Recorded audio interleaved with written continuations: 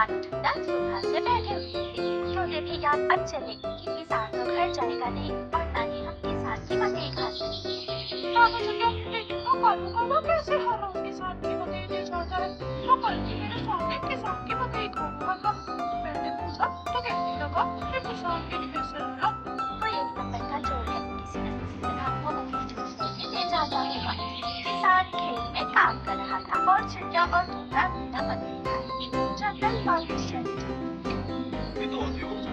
बताओ क्या आपने किसान के खेत से मकई खाई है? ना, हम तो सुबह से दोपहर तक पेड़ पर बैठे रहे। तो किसान है कि घर गया ही नहीं और हम थक हार कर बिना मकई खाए जंगल लौट आए। मैं तो जा रहा हूँ, पेट भर मकई खाऊंगा भी और अपने साथ भी लेकर आऊंगा। कालू काला इंसान तरफ जाता है। कालू काला किसान से कहता है, किसान, हमने तुम्हारी मदद कौन की है?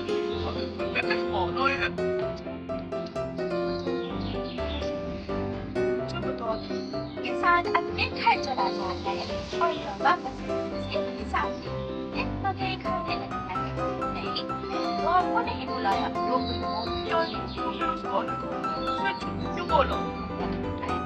उसे नहीं, कौवा पेट भरकर मकई खाता है और कुछ मकई अपने साथ लेकर वापस जंगल लौट जाता है। ऐसे करके तब भी हम चलते तो तो ना, मैं तो मकई का छुट्टा किसी को नहीं दूंगा। बहुत मुश्किल कर आया हूँ मैं। कौवा क्या खा रहा था वो पानी तो उसे कौवा किसान के खेत में जाता है और किसान से कहता है, किसान, मैं अभी तुम्हारे घर से आया हूँ। तुम्हारे बेटे को देख रहा है, जल्दी से घर जाओ।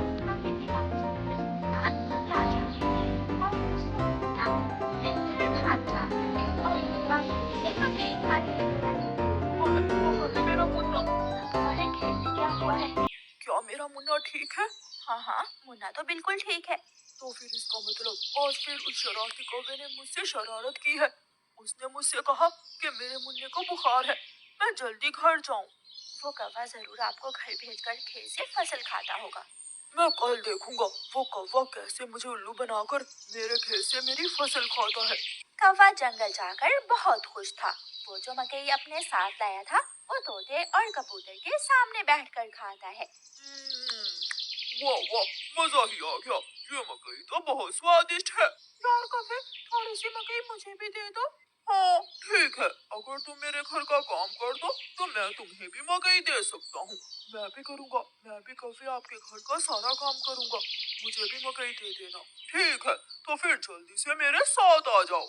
कौवा कबूतर और तोते को अपने घर ले जाता है। तोते, तुम जल्दी से मेरे घर की सफाई सुथराई कर दो और कबूतर, तुम जल्दी से मेरे सारे बर्तन धो दो, फिर मैं तुम दोनों को मकई दूंगा। फिर कबूतर अपने काम में लग जाता है और तोता कौवे के घर की सफाई सुथराई करने लगता है।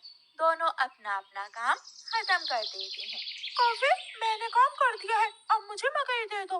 मैंने भी काम कर लिया है, मुझे भी मकई दो। कौन सी मकई? चलो भाग जाओ यहाँ से तुम दोनों, मैं तुम्हें कुछ नहीं देने वाला।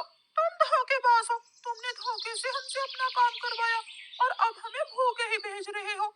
कबूतर और तोता वहाँ से चले जाते हैं। कौवा हर रोज की तरह अगले दिन भी किसान को पागल बनाने के लिए किसान के खेत में चला जाता है। कौवा किसान के पास जाता है और किसान से कहता है, किसान, मैं अभी अभी देख कर आया हूँ, तुम्हारी गाय जंगल की तरफ जा रही है। शायद उसकी रस्सी टूट गई होगी। मेरी गाय को तो शेर खा जाएगा। कौवे, मैं जल्दी से जाकर अपनी गाय को बचाता हूँ। किसान वहाँ से जाता है, लेकिन आज किसान थोड़ी दूर जाकर पेड़ के पीछे छुप जाता है। कौवा किसान के खेत में जाकर मकई खाने लगता है। तो ये कौवे का बच्चा इसलिए मुझे हर रोज किसी न किसी तरह खेत से खेल देता है।